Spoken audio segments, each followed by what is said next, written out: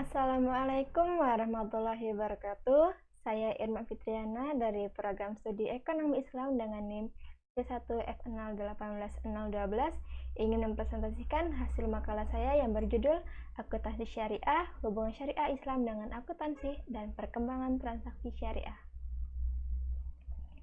Pengertian akuntansi dan syariah. Akuntansi adalah proses mengidentifikasi, mencatat, menggolongkan, merangkum, serta melaporkan transaksi-transaksi keuangan pada suatu bisnis atau perusahaan yang nantinya digunakan untuk membuat sebuah keputusan.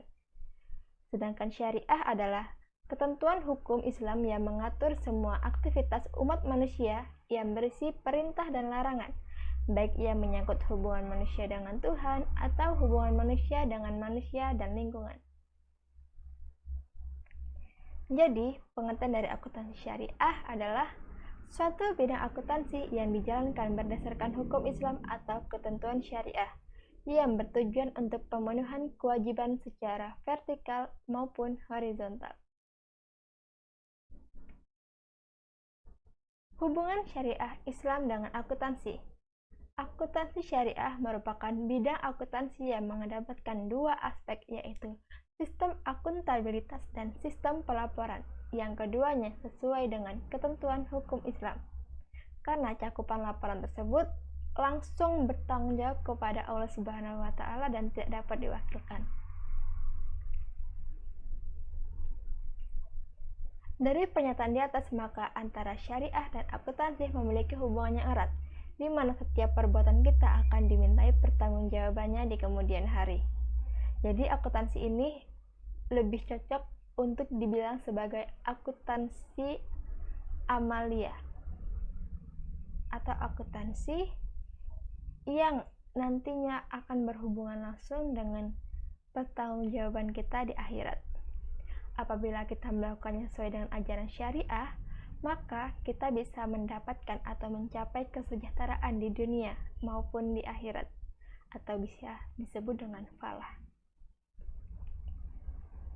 Perkembangan transaksi syariah tersendiri, khususnya di Indonesia, berawal dari didirikannya Bank Tabungan Lokal Midgarm di Mesir pada tahun 1963 sebagai pelopor sistem perbankan Islam, yang kemudian diambil alih oleh pemerintah Mesir dan direorganisasi menjadi Bank Sosial Nasr pada tahun 1972.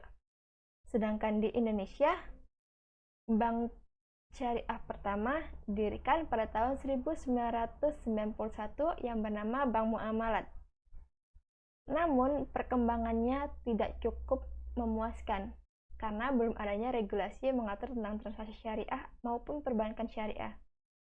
Hingga akhirnya pada tahun 2008 diterbitkannya Undang-Undang Nomor 19 Tahun 2008 tentang Surat Berharga Syariah Negara dan Undang-Undang Nomor 21 Tahun 2008 tentang Perbankan Syariah.